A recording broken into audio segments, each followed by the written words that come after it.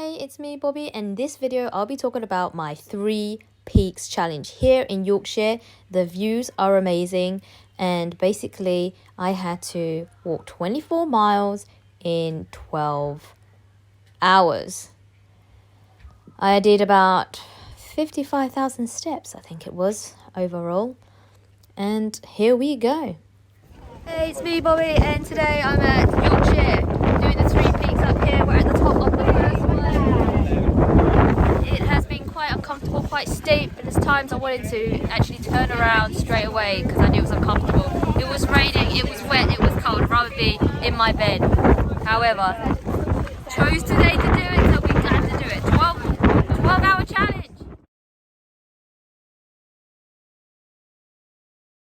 Finally at the top of the 3rd peak. This is by far the hardest, most painful, least rest, the steepest, the windiest. I had to put my boots back on because it was so muddy. But I'm here, finally, with the crew. We're at the top, now we have to go back down. I am battered, tired, shattered. But I really wanted to give up multiple times, luckily. Tyrone wouldn't let me give up. So I'm here. Hey, it's me, Bobby, and I am recovering hard from my 3 peaks challenge. Whoa, did I want to give up just from the beginning because it was really uncomfortable. Literally, it was raining, cold, wet, early, whatever. I was like, I'd rather be in my bed where it's comfortable. There was no giving up, and that was just the beginning. The first mountain was nice and close, but quite steep at the same time. There's just a little bit of scrambling, which is actually my favorite part. I quite like climbing the mountains.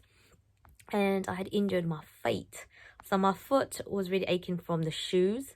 I already had like double comfy socks, but I could feel the bottom really hurting, and my tiny toe was really hurting.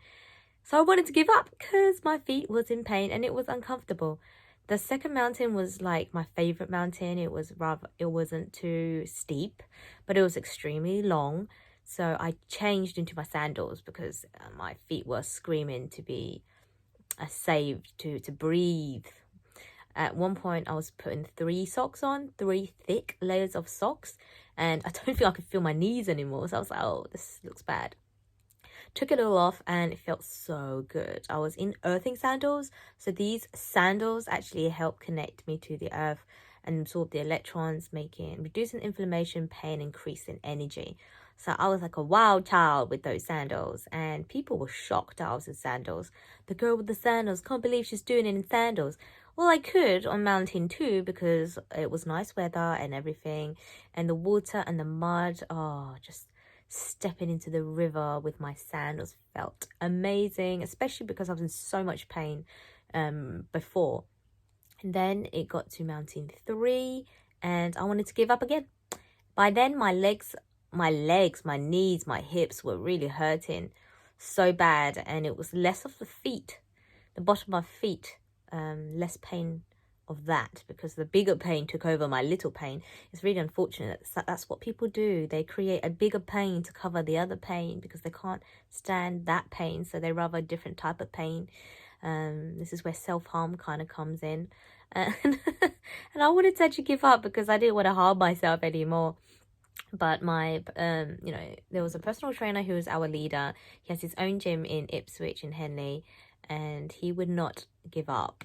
He's a pro athlete and he could have ran off and completed the course by himself, but he stayed behind to make sure that that I completed, I never give up, and he would never just leave me by myself to to basically leave me in pain and give up on the challenge. So really wanted to do a shout out to him. He's a great person, very knowledgeable person in health, all sorts. And he said, change your shoes. So I changed my shoes to my boots again, my socks. This time, I really did not care about my tiny toe or the bottom of my feet being in pain. It was now my hip and the back of my knees of the other leg. So I found a way of walking by swaying the hip and dragging the leg. And every step was so painful. I had painkillers in the end. I really don't like taking painkillers, but it was one of those times where I couldn't bear the pain. It was worse than labor. I was doing deep breaths. all the way through for hours on end. It was like a 5-hour trek just on that last mountain, and we had to be diverted. So it was a very steep climb, and I enjoy climbing. But my pain and the deep breathing, I felt a little bit dizzy now and then. I looked behind and down, and I saw how high we was, and I was like, yikes! There's no going back down. There is no returning downwards. That was not an option at all. It was the scariest thing was to go back down and give up. So the only way was up. The only way is up, not down. And if you stared up, you'd see how never ending the mountains. It was steep and it was high. And it was never ending. Now and then I thought, oh, let's have a look at the views, which was beautiful. But oh my God, I was shaking. The huge, like, you were so high up and you were so steep. The countryside started spinning or going in circles. I was like, hoo-hoo. The wind was really powerful at this point, and there was a time when I was getting to the top, it was pushing me upwards. So I was like, yay, like, thanks. And it was like a message. It was a message to keep me going. Keep going, Barbie. And I had the wind push me up, keeping me safe.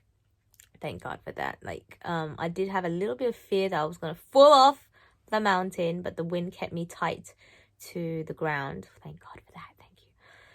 Whew. And when you got to the top, that was still not the end. I still had to climb another mountain, walk all the way across, and I said again to Tyrone, I'm giving up. He's like, no, you're not. All right, I'm almost there. I was like, I'll meet you here. I'm in so much pain. But I did reach the top. Whew. And then, and back down we go again. So it was another 5 miles to go, and it was a never ending road. By then my legs were in a lot of pain, seriously, and you just kept thinking it was very soon it was going to end. It was the longest walk. It got really dark to the point I couldn't see anything. Like, I had a headlight.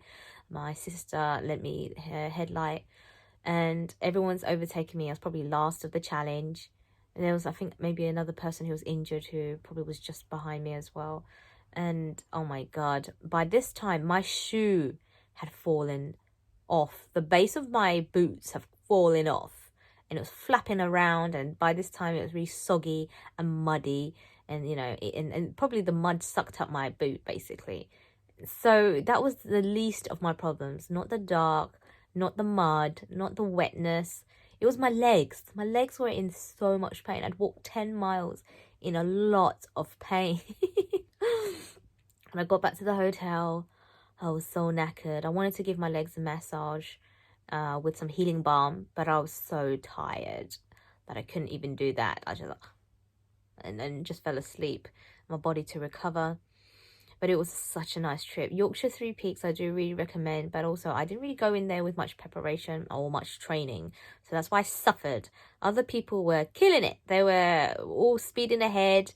You know, even like really old couples, when I was going uphill, they were blasting past me, and I understand that. I'm a slow walker, always have been a slow walker, but I wasn't using my glutes very well. I didn't use that at all, so unfortunately I was walking wrong my whole life, just 32 years of not using my glutes to walk. And it took this challenge to actually realize how to walk properly.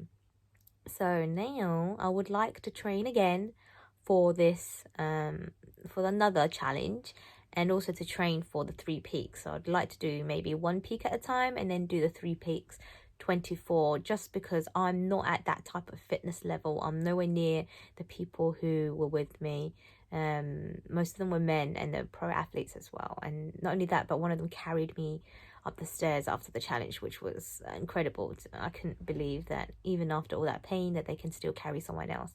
I really admire the mindset of the people I was with. They're very caring people. They would never leave you by yourself, even though I was kind of like the weakest link, or I was holding them back. They did not give up on me, and they made sure I was okay.